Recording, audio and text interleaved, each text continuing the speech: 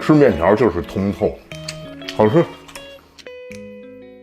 上一集教大家做了秘制葱油，那本集咱们总得做点什么呀？那肯定是葱油拌面。先准备一些海米和虾皮，提前用清水洗净备用。下面我们来调葱油拌面的酱料：老抽、蒸鱼豉油，如果没有蒸鱼豉油就用生抽、蚝油、白糖，大概15到20克，白胡椒粉。开小火慢慢的熬这个酱料。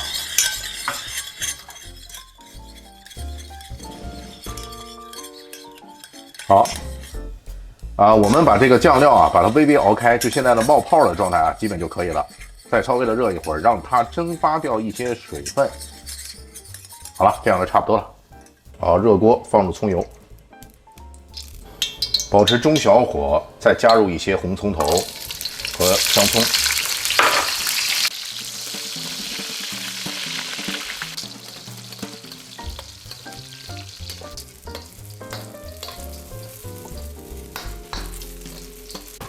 好，等葱变焦之后，把它们捞出。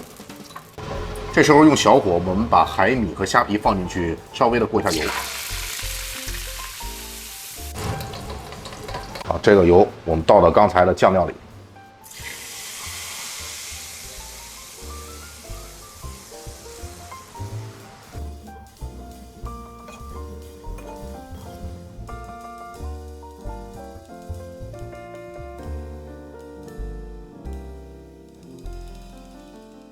撒上刚才过完油的海米和虾皮，再浇上点葱油酱料，最后再放上一些炼完葱油的葱渣。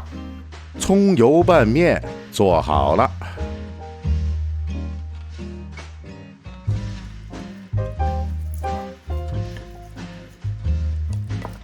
好香啊！闻到了。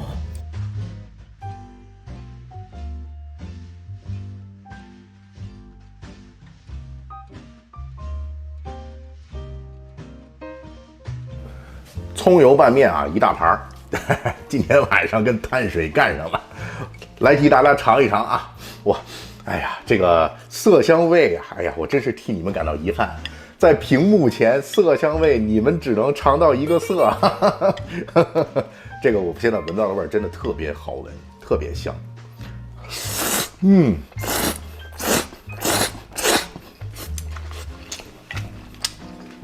哎呀，吃面条就是通透。我天啊，这个葱油绝了！跟老铁们说一下其实今天我做的这个葱油拌面呢，在技法上也做了一些改进。以前呢，这个海米和虾皮我是直接把它放到这个酱油料里，然后拿油这么一浇。但是今天呢，我单独把它过了一下油，所以这个香味就更浓了，特别棒。这个酱料混合是那种咸香甜，这个口味太符合了，太棒了。好吃！我劝大家要多吃点青菜，这样对身体健康但我呢，主要是吃面条，因为我是美食博主。